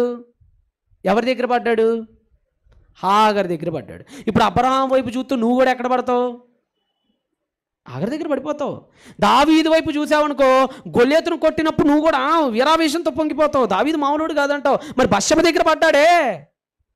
సంసోను చూసావనుకో దెలీలా దగ్గర పడ్డాడే. నీతిమంతుడైన నోవహును చూసావనుకో ద్రాక్షారసం దగ్గర పడ్డాడే. సొలొమోను చూసావనుకో అడుగడుగునా పడతామే అయ్యగారు 10,000 సార్లు పడ్డాడు ఆయన. ప్రపంచంలో ఎవరి వైపు చూసినా వాళ్ళు నిలబడినంతసేపే నిలబడతావు, వాళ్ళు పడిపోయారంటే నువ్వు కూడా పడిపోతావు. అందుకని నువ్వు చూడాల్సిన వాడు ఎవడో తెలుసా? ప్రపంచంలో పడనివాడు చెడనివాడు ఒకే ఒక్కడు. ఆయన వైపు చూసావనుకో ఎప్పటికీ పడవు. గమ్యం చేరేంతవరకు పాదం తొట్టిల్లకుండా తీసుకుపోతాడు నిన్ను. అందరి పాదాలు తొట్టిల్లాయి, అందరి మోకాలు చెప్పులు పగిలిపోయాయి, అందరి మోకాళ్ళకి గాయాలైపోయినాయి, ఒక్కడు మోకాలుకు తప్ప. మన ప్రభు అయిన యేసు ఆయన ఎక్కడ పల్లా. అందుకనే మీరు ఆయన వైపే చూడండి. మాట ఎందుకు చెప్తున్నానో తెలుసా? ఎంత పెద్ద ప్రవక్త అయినా సరే మనకు కొన్ని విషయాల్లోనే మాదిరి. అబ్రహాం గారు ఏ విషయంలో మాదిరండి? కొడుకుని అడిగితే ఇచ్చే విషయంలోనే మాదిరండి. దేవుడు లే పరిగెత్తు అనగానే ఊరు దేశం నుంచి కనానుకు వెళ్ళినంత వరకే మాదిరండి. హాగరు దగ్గర జరిగిన సన్నివేశంలో ఆయన మనకు మాదిరి కాదండి. అందుకనే మనకు చెప్తున్నాడు, మనకి యేసొక్కడే మనకు మాదిరి. అర్థమవుతుందా మీకు? ఈ విషయం మీకు ఎందుకు చెప్తున్నానంటే ప్రతి ఒక్కడు, అందుకనే బైబిల్లో ఫైనల్గా మాట చెప్పేశాడు దేవుడు యెషయా భక్తుడి ద్వారా కానీ రోమాపత్రికలో పౌలు భక్తుడి ద్వారా కానీ. ఏమన్నాడంటే నీతిమంతుడు ఎవడునూ లేడు, ఒక్కడు లేడు. కొంతమంది గురించి రాసి ఉండొచ్చు, కొంతమంది గురించి రాయకపోవచ్చు. రాయిన వాళ్ళందరూ పవిత్రులు అనుకోకండి. మళ్ళా ఇప్పుడు మనకి యోసేపు గారైనా ఇంకా అంతకుమించి హనోకు గారైనా వాళ్ళ జీవితాలన్నీ లిఖించబడాల. కొన్ని మెయిన్ హెడ్లైన్స్ మాత్రం రాశాడు. ఆ ఒక్కటే చూసేసి ఇక వాళ్ళ జీవితంలో ఏం మిస్టేక్ లేదనుకోవటానికి లేదు. ఎందుకంటే నీతిమంతుడు ఎవడు లేడు, ఒక్కలేడు అన్న దగ్గర ఏదో ఒక మిస్టేక్ ప్రతి ఒక్కరు చేశాడని లెక్క. ఇదే మిస్టేక్ యోబు దగ్గర కూడా జరిగింది తన జీవితంలో. ఇప్పుడు మళ్ళా చదవండి, యోబు గ్రంథం 1వ అధ్యాయం చిట్ట చివరి అండర్లైన్ చేసుకున్న వచనాన్ని చదవండి. ఈ సంగతులలో దేవుడు అన్యాయము చేసినని యోబు ఎక్కడా చెప్పలేదు. కానీ ఈ దేవుని నమ్మకాన్ని వమ్ము చేయటానికి యోబుకి ఎంతో సమయం పట్టలేదండి. దేవుడు పెట్టుకున్న ఆశల్ని కోల్చటానికి యోబుకి ఎక్కువ సమయం పట్టలేదండి. దేవుడు అనుకున్న లక్ష్యానికి తూట్లు పడవటానికి యోబు భక్తుడికి ఎంతో సమయం పట్టలేదండి. మీరు యోబు గ్రంథం 2కి ఒక మాటలో చెప్పమంటారా? అసలు యోబు గ్రంథం అంటే ఏంటండి అంటే 2కి 2 మాటల్లో చెప్తా. 1070 వచనాలతో రాయబడిన గ్రంథం. ఎన్ని వచనాలు? 1070 వచనం. ఈ 1070 వచనాలు 522 వచనాలు యోబు మాట్లాడినవి. మిగతా 528 వచనాలు అటు దేవుడు, సాతాను, తర్వాత బిల్దదు, తర్వాత ఎలీఫజు, తర్వాత ఎలీము, ఇలాగ అందరూ కలిసి మాట్లాడిన 528. ఇది 2 పార్ట్స్గా డివైడ్ చేయమంటే 522 వచనాలు యోబువి ఉంటాయి. ఆ 1070లో మిగతా వచనాలన్నీ తక్కిన. యోబు గ్రంథం చదివేటప్పుడు చాలా జాగ్రత్త చదవాలి. ఎందుకంటే యోబు గ్రంథంలో యోబు మాటలే కాదు, ఇంకా చాలామంది మాటలు ఉన్నాయి. ఎవరెవరి ఉన్నాయి చెప్పాలి మీరు? బిక్తాని ఉన్నాయి, ఎలీఫజి ఉన్నాయి, ఇంకా భార్య ఉన్నాయి, సైతాన్ గడి మధ్యలో ఎంటర్ అవుతాడు ఆడి మాటలు ఉంటాయి, దేవుడు 38వ అధ్యాయం నుంచి ఎంటర్ అవుతాడు ఆయన మాటలు కూడా ఉంటాయి. అర్థమవుతుందా? 79 ప్రశ్నలు దేవుడి ఉంటాయి, 72 ప్రశ్నలు యోబువి ఉంటాయి. మొత్తం 228 ప్రశ్నలతో కూడుకున్నటువంటి ఒక నియమ గ్రంథం అది. అయితే చదివేటప్పుడు జాగ్రత్త చదవండి. ఈ మాట మీకు ఎందుకు పదే పదే గుర్తు చేస్తున్నానంటే ఒకసారి మీరు 19వ అధ్యాయానికి రండి. ఇప్పుడు మీరు 19వ అధ్యాయం ఎవరు మాట్లాడుతున్నారో చదవండి. ఎందుకంటే పొరపాటున ఫ్రెండ్ మాట్లాడినవి యోబు మాట్లాడని కన్ఫ్యూజ్ అయ్యే అవకాశాలు ఎక్కువ ఉంటాయి. 19వ అధ్యాయానికి రండి. ఎందుకంటే మన సమయాన్ని బట్టి సువివరంగా నేను వివరించలేను, ముందుగానే చెప్తున్నాను. సమయం తక్కువగానే తీసుకుందాం, మరి ఎక్కువ వద్దు. విస్తరించుకుంటూ పోతే ఎన్నో అధ్యాయాలు చూపించగలను. 3 చూపించవచ్చు, 9 చూపించవచ్చు, 17, 18, 21, 23, ఒక 10 అధ్యాయాల నుంచి కూర్చోబెట్టి మీరు చదివించవచ్చు. కానీ సమయం తక్కువగా ఉంది. కనుక ఇంపార్టెంట్ వచనాలు మాత్రమే చదివి వినిపిస్తున్నాను. రైట్, చదవనమ్మా. యోబు గ్రంథం 19:1. అంతటి యోబు ఇలా ప్రత్యుత్తరం ఇచ్చాడు. అంటే ఎవరు మాట్లాడుతున్నారు ఆ మాటలు? యోబా ఇంకెవరైనా? యోబు ఖాతానే కదా అది. ఎవరి ఖాతా? 19 యోబు గారి ఖాతానే. ఫ్రెండ్ల ఖాతా కాదు అది. సాతాను ఖాతా కాదు, దేవుడి ఖాతా కూడా కాదు. యోబు గారి మాటలే. 6వ వచనంలో ఏమన్నాడో చదవండి. అలాగైతే దేవుడు నాకు అన్యాయము చేసెననియు తన వలలో చిక్కించుకొనుననియు మీరు తెలుసుకోవాలి. మళ్ళీ మొదటి వచనం చదవండి. మళ్ళీ మొదటి మాట చదవండి. దేవుడు నాకు అన్యాయము చేశాడు. ఎవరన్నారు ఈ మాట? అందుకని అన్న పైన చదవండి. మళ్ళీ ఎవరన్నారు నన్ను? యోబు. యోబే అంటున్నాడు ఆ మాట. దేవుడు నాకు అన్యాయము చేశానని మీరు తెలుసుకోవాలి. 1వ అధ్యాయంలో దేవుడు ఏమన్నాడు? దేవుడు అన్యాయము చేశానని యోబు చెప్పలేదు. మరి ఏంటి అలా అనేసాడు పుసుకున? మరి దేవుడు అంతగా సైతాను ముందు దేవుడు తల ఎత్తుకొని చెప్పాడే, నా బిడ్డ చూడవే సైతాన్, చూడు ఒకసారి నా కొడుకుని చూడు, ఎన్ని కష్టాలు పెట్టినా ఎంతమందిని చంపేసినా నా బిడ్డ నోట్లో నుంచి ఒక్కసారి కూడా దేవుడు అన్యాయం చేశాడనే మాట రాలా. చూడు, దేవుడు చాలా సూటిగా మాట్లాడాడు సాతాన్తో. కానీ ఆ మాటకి తూట్లు పడటానికి ఎన్నో అధ్యాయుల పట్ల 19వ అధ్యాయం వచ్చే సమయానికి అనకూడదు అనుకున్న ఆ మాటని కూడా అనేసాడండి. కష్టాలు వచ్చినప్పుడు ఎలా ఉంటుందో తెలుసండి పరిస్థితి? మన ముందు ఒక పెద్ద ప్రెస్ మీటే. అప్పుడప్పుడు కొంతమంది టీవీ9, టీవీ5 అందరూ వచ్చి కూర్చున్నప్పుడు మాటలు చాలా జాగ్రత్తగా ఉండాలి. పొరపాటున మిస్పెల్ అయిందనుకోండి, మాట ఏమైపోతాం? బుక్ అయిపోతాం. కష్టాలు వచ్చినప్పుడు, భక్తుడికి మరి ముఖ్యంగా కష్టాలు వచ్చినప్పుడు దేవదూతలు, దేవుడు, సాతాను, సకల లోకం నీ వైపే దృష్టి పెట్టుకుని ఫోకస్తో చూస్తుంది. నువ్వు ఎలా స్పందిస్తావు ఈ కష్టాన్ని, నువ్వు ఎలా ఎదుర్కొంటావు ఈ కష్టాన్ని. ఒక కష్టం వచ్చినప్పుడు నువ్వు దేవుడి విషయంలో ఎలాంటి మాటలు పలుకుతున్నావు దేవుడు అన్నీ చూస్తున్నాడు. మా ఇంటి దగ్గర ఒక ఆవిడ ఉంటుందండి. ఆవిడకి పుట్టక 12 సంవత్సరాలకు కొడుకు పుట్టాడండి. కిరాణా కొట్లో ఉంటుంది ఆవిడ. వాడి పేరు వినయ్. పేరులో ఉన్న వినయం జీవితంలో ఉంటుంది వాడికి, అదే వాడి విశిష్టత. వాడు 10th క్లాస్ పాస్ అయ్యాడు. అది కూడా ఎంత అనుకున్న పాస్ మార్కులతో. పెద్ద ఈడు సాధించింది కూడా ఏమీ లేదులేండి. వాళ్ళ అమ్మ దగ్గరికి వచ్చి, అమ్మ కాలేజీకి వెళ్ళాలి, అందరూ బండ్లు కొంటున్నారట మా ఫ్రెండ్స్ అందరూ, నాకు బండి కావాలన్నాడు. సరేరా ఎంతరా అని, 2 లక్షలు అన్నాడు. ఏం బండి రా అంటే, అది ఏదో పల్సర్ అట, అది ఒక టైప్ ఆఫ్ ఏదో మోడల్, మొత్తానికి పల్సర్ కావాలి మమ్మీ, నాకు 2 లక్షలు అవుతాను. ఈడు ఎట్టుంటాడు అనుకున్న, 5లో ఫ్యాన్ పెడితే 5 ఎకరాల దూరంలో ఎగిరి పడతాడు ఈడు. అంత సన్నగా ఉంటాడు ఈడు. ఈడు ఉండేది 50 కేజీలు, బండి ఉండేది 250 కేజీలు. ఈడు మొయ్యగలడు, వీడికి అంత సీన్ ఉంది. వీడికి బండి కింద పెడితే లేపుకోవడం కూడా కష్టం, అంతలా ఉంటుందట ఆ బండి. మరి లమ్మకైనా బుద్ధి ఉండాలి కదా. వీడికి ఇంకా 18 ఏళ్ళు దాట్లా. 10th క్లాస్ అంటే ఎన్ని ఏళ్ళు ఉంటాయండి? 15 ఏళ్ళు.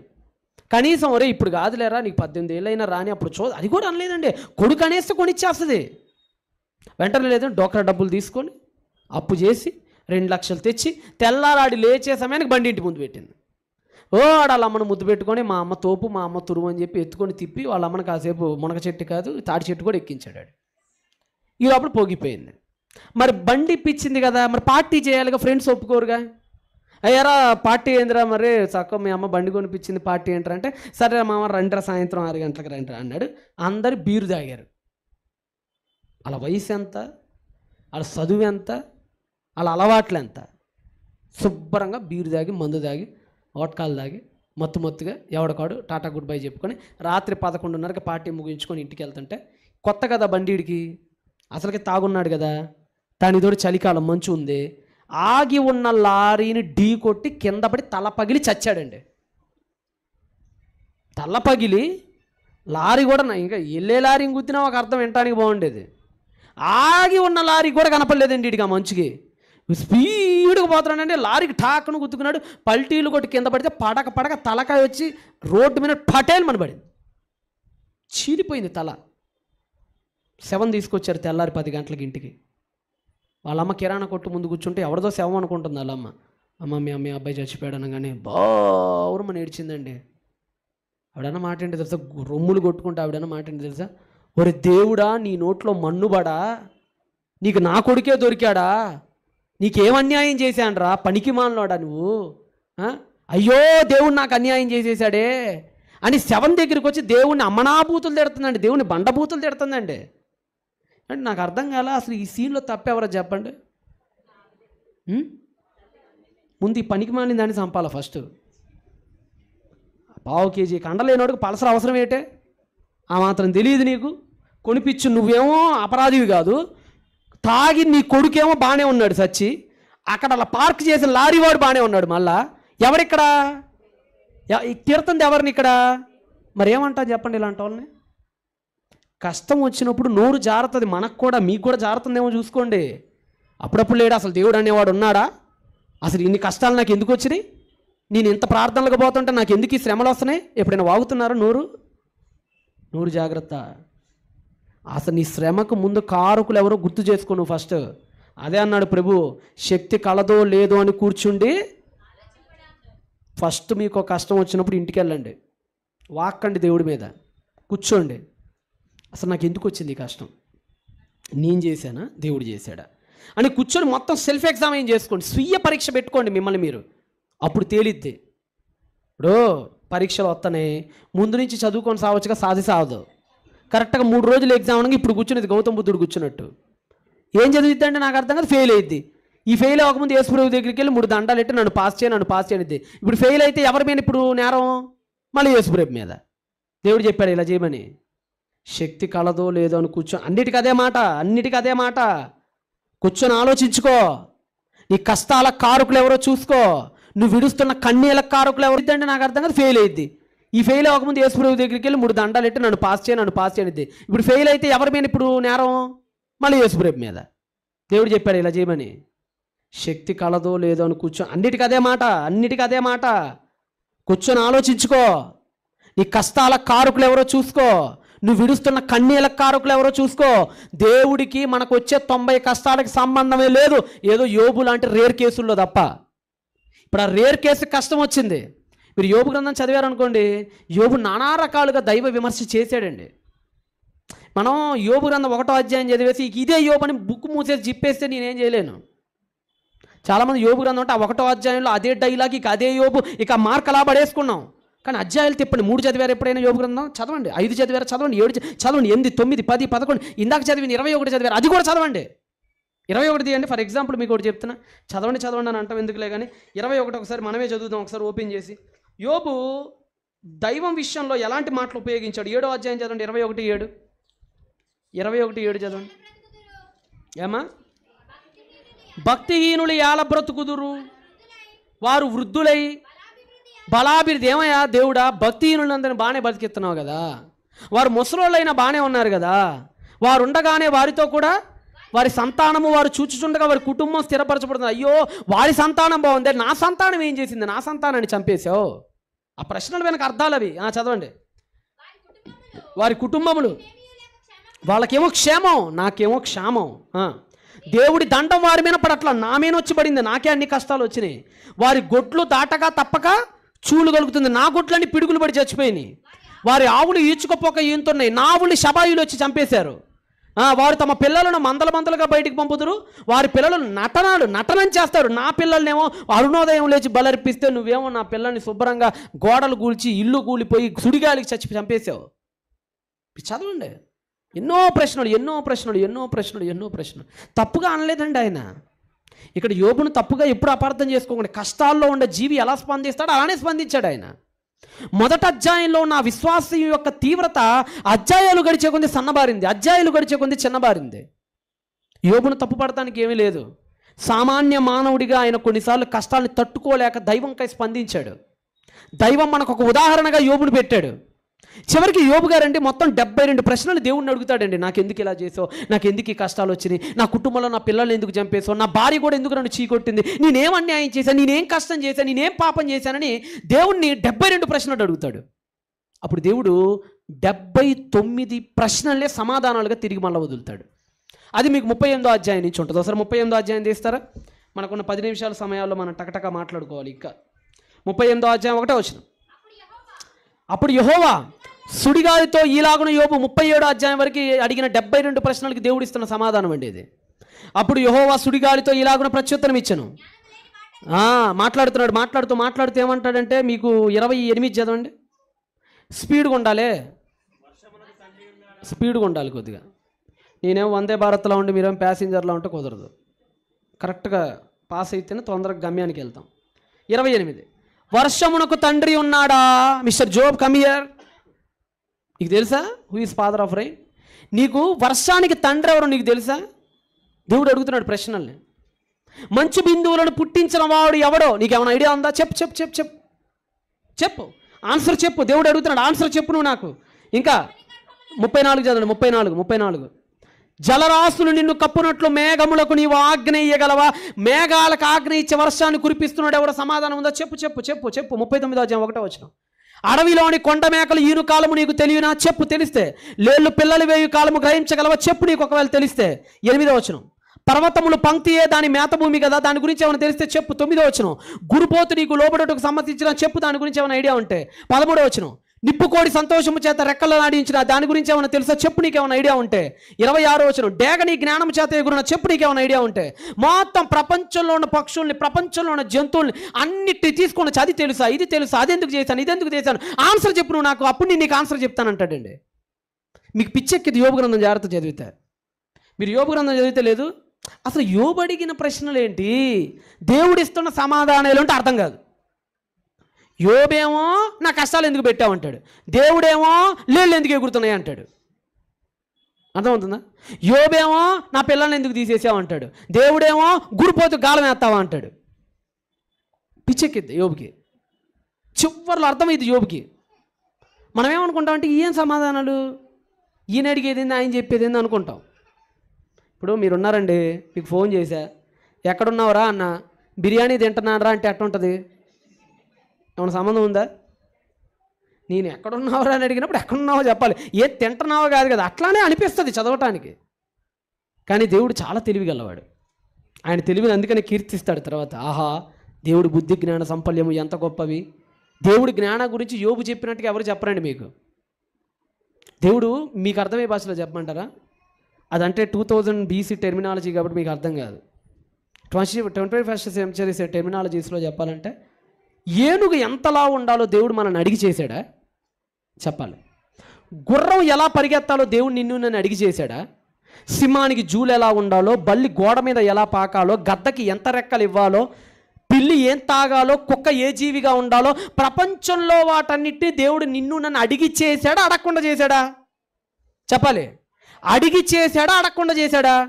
ప్రపంచంలో దేన్ని దేవుడు మనల్ని అడిగి చేయలా. అది ఎంత ఎత్తు ఉండాలి, ఎలా పరిగెత్తాలి, ఎలా ఉండాలి, కూరలు ఎలా ఉండాలి, ఏది సాధుజీవిగా ఉండాలి, ఏది మాంసజీవిగా ఉండాలి, ఏది ఉభయచర జీవిగా ఉండాలి, ప్రపంచంలో దేవుడు దేన్ని మనల్ని అడిగి చేయలా. మరి అలాంటిది నీ జీవితంలో ఏం చేయాలో నిన్ను అడిగి ఎందుకు చేయాలి? అది దేవుడి సమాధానం. అర్థమైతే ఎన్లైన్మెంట్ అయిద్ది, లేకపోతే ఉన్న బలుపు పేలిపోద్ది. సింపుల్. ప్రపంచంలో ఏది నిన్ను అడిగి చేయలేదు నాయన యోబు. మరి నీ జీవితంలో ఎప్పుడు ఏం చేయాలో నిన్ను అడిగి నేను ఎందుకు చేయాలి చెప్పు? ఐఎమ్ సావర్నిటీ, నేను సార్వభౌముణ్ణి చేస్తా. ఇప్పుడు ఫర్ ఎగ్జాంపుల్ ఒక మాదిగ వాడు ఉన్నారనుకుందాం. మాదిగ సోదరుల పరిశ్రమ ఏంటి? తోలు పరిశ్రమ, అంతేనా? చర్మపు తోలు, చర్మ పరిశ్రమ, చర్మకారులు అంటాం. మాదిగ సోదరులు తమ తోలుతో కొన్ని తోళ్ళని పర్సుగా చేస్తారు కదా. మన ఈ మధ్య లక్నోకి వెళ్ళినప్పుడు కొన్న మంచి లెదర్తో చేశారంటే బాగుంది, చాలా బాగుంది. కొన్ని పర్సులుగా చేస్తాడు, కొన్ని బెల్టులుగా చేస్తాడు, కొన్ని చెప్పులుగా చేస్తాడు, కొన్ని డప్పులుగా చేస్తాడు, కొన్ని నీళ్ళ తిత్తులుగా చేస్తాడు. ఎలా చెయ్యాలో ఎవరిష్టం? తోలుని కోసేటప్పుడు అడుగుతాడు, ఓసే తోలు నిన్ను పర్సుని చేద్దాం అనుకుంటున్నానే, నీకు ఓకేనా? నేను చెప్పుని చేద్దాం అనుకుంటున్నానే, నీకు ఓకే? అడిగి చేస్తాడా? చేయబడిన వస్తువు ఎప్పుడైనా ఫీల్ అయిందా? చెప్పు ఎప్పుడైనా ఫీల్ అయిందా? ఏమయ్యా, నాతో పక్కనున్న తోళ్ళనేమో కట్ చేసి పర్సుని చేసే శుభ్రంగా అది వెనకమాల పాకెట్లో కూర్చొని సంతోషంగా ఉంది డబ్బులు పెట్టుకొని, నన్నేమో చెప్పుగా చేసావు, వీడు ఎదవ పేడ పెంట మొత్తం నాకే తొక్కుతున్నాడు వీడు. ఎప్పుడైనా ఫీల్ అయిందా? డప్పు ఎప్పుడైనా ఫీల్ అయిందా? డప్పు దండోరా, ఎవరు సచ్చినా నా సావుకు వచ్చింది, ప్రతోడు నన్ను మోగిస్తున్నాడు, ఆడెవడో చచ్చిపోతేను, బెల్ట్గా చేయకపోయావా శుభ్రంగా ఆడి ప్యాంట్కి అలా ఎలాడుతూ ఉండేదాన్ని ఏ కష్టం లేకుండా. ఇప్పుడు ఫీల్ అయిందా? నో. తోలుకు ఒకటే తెలుసు, తన యజమానైన మాదిగ వాడి కష్టాన్ని ఎరిగిన తోలు ఆయనకి ఎలా మహిమ తేవాలో అలా తెచ్చిద్ది. అంతే కదా.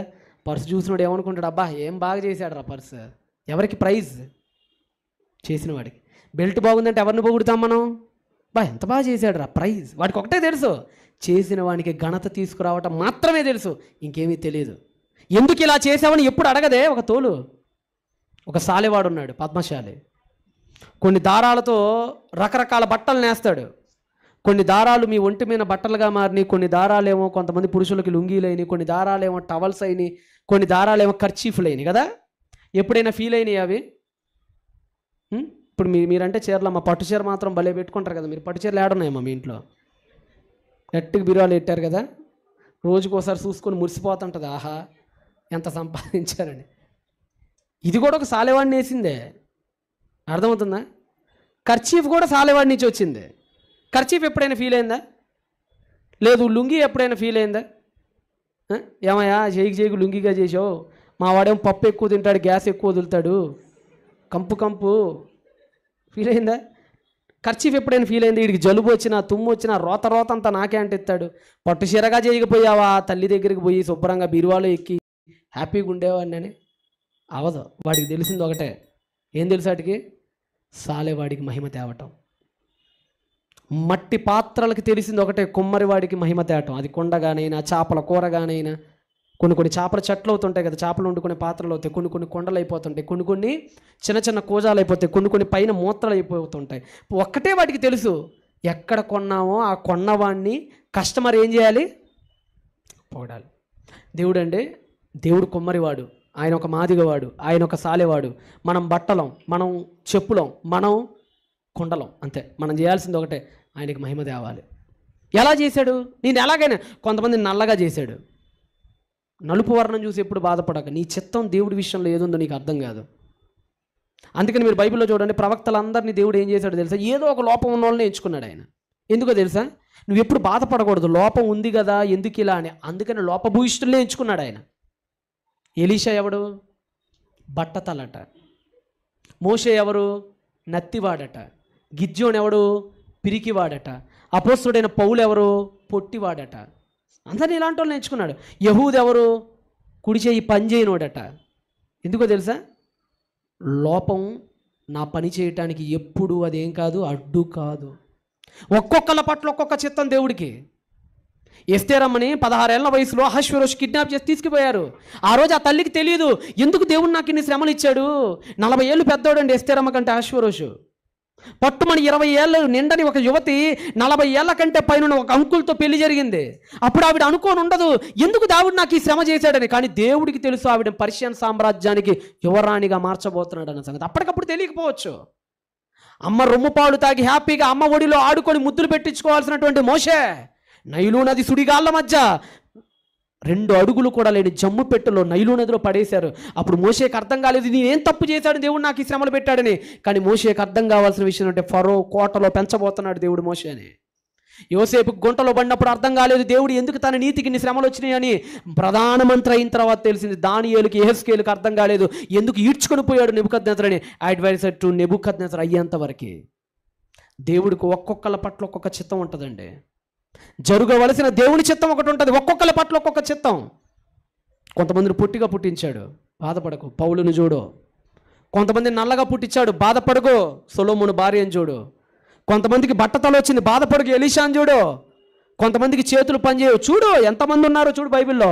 ఎప్పుడు నీ వర్ణాన్ని చూసో, నీ హైటును చూసో, నీ రంగును చూసో, నీ కులాన్ని చూసో, నీ మతాన్ని చూసో, నిన్నెవడు ప్రేమించట్లేదనో, ఏదో జరిగిపోతుందనో ఎప్పుడు బాధపడకు. నువ్వు చేయాల్సింది ఒకటే, దైవానికి ఏం చేయాలి తెలుసా? మహిమ తీసుకురావాలంతే మనం దైవానికి. చెప్పు మాదిగ వాడికి మహిమ తీసుకొచ్చినట్టుగా నువ్వు చెప్పుగా ఉన్నావా? పర్లేదు, మహిమ తీసుకురా. పొగడాలి నిన్ను చూసి దేవుణ్ణి, ప్రశంసించాలి నిన్ను చూసి దేవుణ్ణి, నీ బ్రతుకును చూసి ఆహా ఎంత గొప్ప దేవుడు అనుకోవాలి. అలా చేయి నీ కార్యాలతో. ఒక్కొక్కళ్ళ పట్ల ఒక్కొక్క చిత్తం ఉంది. ఈ చిత్తం జరిగే క్రమంలో మనం అనాల్సిన ఒక మాట ఉందండి, మనం పడుకోవలసిన ఒక ధర్మం ఉందండి. ఆ ధర్మం చెప్పి ముగించేస్తాను. మత్తయి సువార్త 22వ అధ్యాయం రండి. జరగవలసిన ఈ దేవుని చిత్తంలో పలకవలసిన మానవుడి ధర్మం ఏంటో మత్తయి సువార్త 26వ అధ్యాయము 42. మత్తయి సువార్త 26వ అధ్యాయము 42 చదవండి. శ్రమలు మనల్ని తాకినప్పుడు, కష్ట కన్నీళ్లు మన గొంతుకును తడుపుతున్నప్పుడు మనం పలకవలసిన ధర్మం ఏంటంటే యేసు పలికిన ధర్మం ఏంటట? మత్తయి సువార్త 26వ అధ్యాయం 42వ వచనం. మరలా రెండవ మారు ఆయన వెళ్ళి, నా తండ్రి, దీనిని త్రాగితేనే తప్ప ఇది నా యొద్ద నుండి తొలగిపోదని ఒకవేళ నీకు అనిపిస్తే నీ చిత్తమే సిద్ధించునుగాక. Lord, your will be done. నీ చిత్తమే సిద్ధించునుగాక. మనం అనాల్సిన మాట ఏంటో తెలుసా? కష్టాలు వచ్చినప్పుడు నాకు ఇది తీసేయని ఎప్పుడు అనకండి. మీరు ప్రార్థనలో కూడా తప్పుడు ప్రార్థనలో, దేవా నాకు తీసే, దేవా, ఎప్పుడు దేవుని కమాండ్ చేయకండి. ఏమనగలదు తెలుసా? దేవా నీ చిత్తమైతే చెయ్యయ్యా. చాలామంది ప్రార్థన చేయించుకోవడానికి వస్తుంటారు మా దగ్గరికి, స్వస్థతలు చేయండి సార్, అది సార్, ఇది సార్. చేసేటప్పుడు మేము కూడా, దేవా నీ చిత్తమైతే ఇదే నీ చిత్తం ఏంటో మాకు తెలియదు, నువ్వు ఎందుకు ఈ శ్రమ పెట్టావో తెలియదు, తీసేయమంటే ఎలా? తెలియకుండా మాట్లాడేస్తే ఎలా? నీ చిత్తమైతే నీ చిత్తమైతే చెయ్యి. మధ్య ఒక చెల్లి వచ్చింది, అన్న పిఎస్సి నోటిఫికేషన్ వదిలాడన్న, ప్రిపేర్ అవుతున్న టీచర్ జాబ్కి, ప్రార్థన చేయండి. ఏం చేయమంటావు? ఉద్యోగం వచ్చేలాగున్న ప్రార్థన చేయండి. చేయను. ఏం చేస్తారన్న? దేవా నీ చిత్తమైతే ఈ అమ్మాయికి ఇవ్వు, దేవా నీ చిత్తమైతే ఆ అబ్బాయితో పెళ్లి చేయి, దేవా నీ చిత్తమైతే బ్రతికించు, దేవా నీ చిత్తమైతే నీ చిత్తం. అంతే. మానవుడు పలకవలసింది ఇంతే. కష్టాలు వచ్చినాయా? దేవా నీ చిత్తమైతే తీసే, నీ కోసం మరింతగా కష్టపడతా. కమాండ్ చేయకు. అదే అన్నాడు యేసు, తండ్రి నీ చిత్తమైతే నీ చిత్తమే సిద్ధించునుగాక, జరిగించునుగాక. సంఘం పీకల్లోతు కష్టాల్లో కూరుకుపోయింది. నీరో చక్రవర్తి చండ శాసనుడే అందరిని చంపేస్తున్నాడు, ప్రతి అపోస్తులుని చంపేస్తున్నాడు, వధిస్తున్నాడు, గొర్రెల్ని వధించినట్టు వధిస్తున్నాడు. సంఘం పీకల్లోతు కష్టాల్లో కూరుకుపోయినప్పుడు సంఘం అన్న మాట ఏంటో తెలుసా? అపోస్తుల కార్యాల గ్రంథానికి ఒకసారి మీరు అందరూ రండి. అపోస్తుల కార్యముల గ్రంథము 21వ అధ్యాయం 14. అపోస్తుడైన పౌలు చంపబడటానికి వెళ్ళిపోతున్నప్పుడు కష్టాల్లో కూరుకుపోయిన సంఘం అన్నమాట. అపోస్తుల కార్యాల గ్రంథం 21వ అధ్యాయం 14వ వచనం. ఒప్పుకోలేదు, వధకి సిద్ధమైపోయారు అందరూ. కష్టాలు తరుముకుంటూ వస్తున్నాయి సంఘం చెంతకు. అతడు ఒప్పుకొనందున మేము ప్రభువు చిత్తము జరుగునుగాక అని ఊరకుంటిమి. ఏ సన్నమాట సంఘం అనింది, ఏ సన్నమాట. అంతే తప్ప సంఘం నువ్వు మాకు ఇలా చేయమనలా. ప్రభువు చిత్తము జరుగునుగాక అని ఊరకనే ఉన్నాం. రాజుల గ్రంథం ఒకసారి అది కూడా తేండి, టక్టక చూసేసుకుని ముగించేసుకుందాం. ఇక మిమ్మల్ని కూడా పంపించేయాలి, పాపం లేట్ అయిపోతుంది కదా. నాకు ఇవ్వటమే 10:10 అయిపోయింది, మీ అందరికీ తెలుసు. కొద్దిగా మీరు తొందరగా వస్తే సోదరులు తొందరగా ప్రారంభిస్తారు, మీదే తప్పు. రైట్, టక్టక తీసేయండి. సమూయేలు 2వ గ్రంథం 15వ అధ్యాయం 25వ వచనం. సమూయేలు 2వ గ్రంథము 15వ అధ్యాయము 25వ వచనం. మీకు చదవటం కష్టం, నేనే చదివేస్తా, జాగ్రత్తగా. అప్పుడు రాజు సాదోకును పిలిచి, దేవుని మందసం పట్టణంలోనికి తిరిగి తీసుకొని రమ్ము. యెహోవా దృష్టికి నేను అనుగ్రహం పొందిన యెడల ఆయన నన్ను తిరిగి రప్పించును, దానిని తన నివాస స్థలమును నాకు చూపించును. నీ యందు నాకు ఇష్టము లేదని ఆయన సెలవిచ్చిన యెడల ఆయన చిత్తము. రాజు అంటున్నాడు, దేవా ఇది తీసుకొస్తే నువ్వు చచ్చిపోతావు అని బెదిరిస్తున్నారు నన్ను. సరే నేను ఒక మాట చెప్తున్నాను నీకు ప్రార్థనలో, నీ చిత్తం ఉంటే నన్ను బతికి, లేదురా నీ యందు నాకు ఇష్టం లేదురా అనుకుంటే చంపే, నేను ఇంతకు మించి ఏం అడగలేనయ్యా అంటున్నాడు రాజు. ఏమన్నాడు మళ్ళా చదవండి. యెహోవా దృష్టికి నేను అనుగ్రహం పొందిన యెడల ఆయన నన్ను తిరిగి రప్పిస్తాడు, దానిని తన నివాస స్థలమును నాకు చూపించు. నీ యందు నాకు ఇష్టము లేదని ఆయన సెలవిచ్చిన యెడల ఆయన చిత్తము. నీ దృష్టికి అనుకూలమైనట్టు నా ఎడల జరిగించు. దేవుడితో మనం అనాల్సిన మాట ఇదే, నీ ఎడల నీకు అనుకూలమైనట్టు నా ఎడల జరిగించు.